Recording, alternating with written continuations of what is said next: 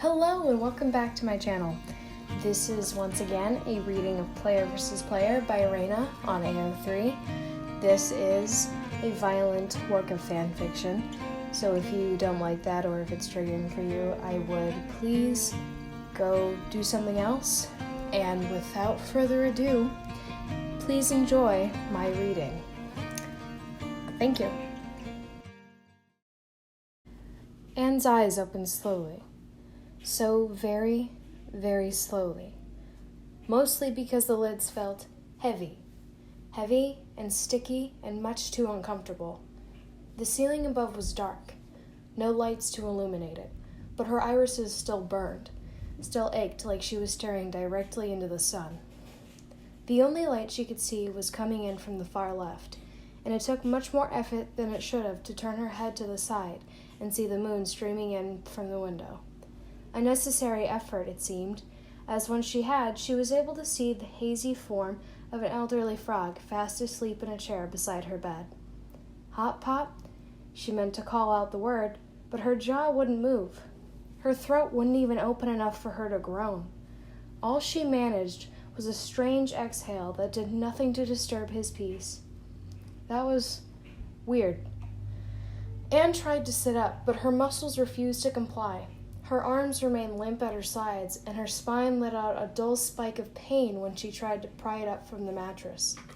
She sunk back against it, feeling weak and weary from even that much. Everything had a strange, distant quality to it, even the pain that throbbed through her body. It was all muffled. Yes, that was the best way to describe it. It felt like someone had wrapped her entire body in several layers of gauze and then left her exposed to the elements. Anne tried to turn her head again so that she could get a better look at the room she was in, but found that she didn't have the strength to do more than blink awkwardly at Hop Pop's sleeping form and the moon illuminating the walls and floor behind him. Amphibia's moon had always been a strange thing to think about. In a lot of ways, Amphibia was similar to Earth to an almost painful degree. The same blue skies, same green grass, same tasting dirt and wind. The moon did not obey that pattern. It was a dull crimson color that never seemed to change its position in the sky. It was considerably dimmer than the moon from home. Where the moon from home would have painted the entire world in its silver glory, this crimson sliver barely even managed to illuminate the sky. It served as a reminder, Anne thought. This world was not her own. Sometimes that was hard to remember, even when almost all of the people she interacted with on a daily basis had slimy skin and all of the food was bug-based. She'd only been in Amphibia for a few months, but it felt much closer to years. It should have been a worrying thing that she found herself craving beetle burgers more often than those of ham these days, or that she'd started to forget the constellations in her own night sky. It should have been worrying, devastating even. But Anne didn't really care. She wanted to get back to her parents. Of course she did. But the longer they stayed here, the less she wanted to leave. The more the planters became her family, as equally as her family as her human mother and father back on Earth. On Earth, not at home. She wasn't even sure she knew where home was anymore, because home had never been Earth anyway. It had never been that small town or the 2-story house her parents had just barely paid off the mortgage for. It had been the people. It had been Mom and Dad and Grandma and Grandpa and Marcy and Sasha. A strange, nagging feeling started in Anne's chest.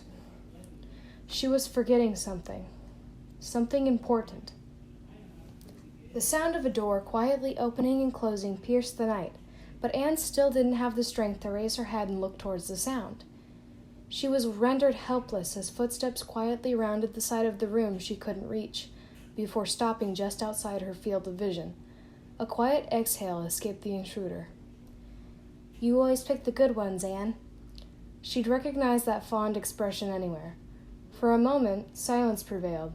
Then she felt something graze her left wrist. "Well, almost always." Before she could even dwell on what that meant, Marcy entered her field of vision in the low red light. She looked like hell. Her eyes, always somewhat sunken from years of bad sleep, now were little more than shadows embedded into her skull. Without proper lighting, it was impossible to see the whites of them, and the bags beneath hung like the only things keeping them attached to her face were spite alone. Similarly, her shoulders hung from her spine, arms heavy and loose with too much strain and not enough rest. The armor along them rose and fell with each breath, like she was fighting her way through it. Marcy's hands were always so thin, those of a skeleton, they joked as kids, but now they looked more akin to the branches of trees, pitch dark against the sky and trembling in the breeze. She shook Hop Pop awake with a gentle prod, and the old frog lifted his head like it hurt to do so. His skin and eyes glistened wetly in the dark. "Marcy?" he asked, still somewhat muddled with sleep. Marcy smiled, but the expression was little more than a contraction of the muscles around her mouth. "You should get some rest. I'm going to be here a while." Hop Pop's brow furrowed. He straightened in his seat before letting out a series of grunts of discomfort. "You're the one who should be getting some sleep, kiddo. You look like you haven't in a blue moon." Marcy just shook her head, her smile unmoving. "I can't," she answered simply, leaving the silence to hang between them as Hop Pop's expression grew in its concern. "Trust me, I've tried. I might as well be somewhat productive with my time." He still didn't look totally convinced. Marcy rolled her eyes. A small huff came from her lips, which Anne thinks was supposed to be a laugh. "I'll send a message for you if anything happens. Worst case scenario, I actually managed to get some shut-eye in the same position you were in." That seemed to finally convince him, though he still didn't seem like it. Hop Pop rose from his seat, letting out assorted cracks and pops as he did. "I'll send Sprig in the morning." Finally, his back let out a final battle cry before he settled back into his normal posture and took his leave, his froggy feet leaving little flaps in his wake. Marcy watched him go, her eyes still inscrutable from the window, until the door had closed behind him. Then she flopped into the now vacant chair with all the grace of the recently deceased. She didn't move, didn't speak, barely even seemed to be breathing. She just sat there, legs thrown over one of the arms of the most uncomfortable-looking chairs that Anne had seen in her life, either staring dramatically off to the right or with her eyes closed, because Anne honestly couldn't tell. Then the world's largest sigh left her body, physically deflating her as it went. By the time it had actually reached its end, Marcy was all but laying across the arms of the chair, head thrown back so that her chin was facing the ceiling. Then a strange clucking sound started in her throat, shaking her entire body as it went. It took a full 30 seconds for it to finally click that Marcy was laughing. Laughing the most exhausted laugh she'd ever heard in her life. Jesus fucking Christ. She hissed the words between bouts of laughter, and they sounded thick and heavy on her tongue. The laughter didn't quite stop so much as it eventually petered off, leaving Marcy's body to sag limply back into the chair, her head at least somewhat facing the right direction this time. "So, I've got bad news and good news. Which do you want to hear first?" This time, her voice was soft, still tired, still bitter with exhaustion that no normal person should have to bear, but soft, fragile almost. When no response answered, a huff escaped Marcy's lips as she turned her body so that it was sitting the proper way in her chair. "Bad news first, then." Once she'd finished her sentence, her body went still, rigid, her face totally obscured in the shadows and hands clasped in her lap. The voice that came next was just as stiff in its delivery and unbelievably cold. "We've located Grimes' base of operations, and the numbers he's got aren't looking pretty. Not to mention there's been no sightings of her since, well, you know." A chill rose in the air, and Anne shivered accordingly. Marcy's shoulders slumped, and one of her hands reached out like she was going to touch her, before falling down to the arm of her chair. "The good news is that the doctors say you'll be waking up soon." Her voice regained its warmth, but with no energy to accompany it. Marcy's hand tapped against the arm, a slow, languid pace. The hand didn't stop tapping, but the rest of Marcy's body was still. I don't doubt you. I know you'll be able to bounce back from this. It's just... The tapping stopped, and Marcy's hand balled into a fist. It's a lot, Anne. The only sound was that of the cricket's song in the distance. God. Marcy's body slumped. She slid down against the back of her chair, hands coming up to rub at her face. Fuck.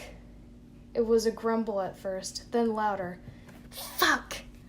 There was a clatter outside the door, but no footsteps came towards them.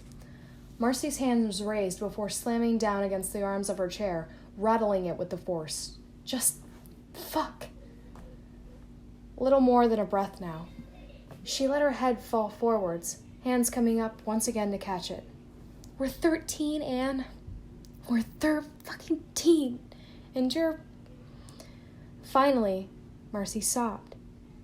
She wasn't crying because Marcy never cried, and even when she did, the tears never seemed to quite come to her eyes. No, but that motion was a sob. There was no other way to describe the rising and falling of her shoulders. Then there was another, and another, and... oh. She was crying. It felt like whatever haze that Anne had been wrapped in evaporated. She slammed back into her body, and something that could not be named welled up inside her chest. Electricity pulsated through her veins. She was moving before she could even comprehend it, even notice that she was moving once again. One moment she was trapped, a silent observer. The next, her arms were closed around Marcy's body as it was racked with sobs. The world was so strange, bright and vibrant. Anne could see every follicle of Marcy's hair, every reflection of the moon's crimson light off it in the hospital room. She could taste the antiseptic in the air, the sharp scent of smoke and lake water that always hung off Marcy like a second skin. It felt like she'd taken off a blindfold, the world snapping into high definition with hardly a second for her to breathe. She felt, rather than heard, Marcy's intake of breath. Hands came up, slow and shaky in their movement, to rest against the blades of Anne's shoulders. She'd never felt a touch that fragile before in her life. Anne? Marcy's voice had never sounded so lost. Breath came into her lungs like the drowned gasping for air, but before she could speak, it rushed out of her once again, accompanied by the electricity that had taken her body hostage. Her legs buckled, the muscles turned to jelly. Just like that, all of her newly acquired senses snapped back in on themselves, leaving Anne blind and dazed as her body collapsed to the ground. Marcy's cry followed her own, but it sounded as if she were shouting at her from across the ocean. Pressure wrapped itself beneath her arms, but Anne couldn't parse out from what or why. Her head thundered like Zeus himself was having a party within it. Thoughts, feelings, emotions, colors all rushed past her in a whirlwind of incomprehensible mush. Marcy's voice sounded close to her ear, but the words wouldn't register. Her body left the ground, weightless for what felt like hours, but what was probably closer to seconds, before she was laid out on a plush surface once more. Her whole body throbbed in the protest. The pressure started to leave her, and for some reason, that idea just flashed across her mind as unacceptable. One of her arms lashed out, finding purchase on something warm and soft. It jumped in surprise. Anne, can hear? Anne struggled to get her brain to comprehend the sound. Marcy. Her mouth felt like it had been stuffed with lead. An intake of breath echoed around her. Something wet collected on her palm. Anne! There were more words after that one, but they didn't translate as anything other than noise. Her field of vision was still limited to what she could glimpse between the dancing spots of darkness. Just barely, she could make out Marcy's hair bouncing as she spoke. Marcy was a pretty bouncy person, wasn't she? Anne could feel the beginnings of a smile tugging at the corners of her mouth. The soft thing underneath her hand shook, trembled really, and she felt another wet something collecting against it. Her smile faded. She choked out, and the soft thing jumped once again. Don't cry. A pause. Silence. For a moment, Anne wondered if she'd fallen asleep again. Then, quietly, painfully, she heard Marcy laugh. She wheezed, and the soft thing leaned into her hand. One of Marcy's own came up to hold it there. Fuck, Anne. Anne groaned in protest, eliciting another peal of quiet laughter.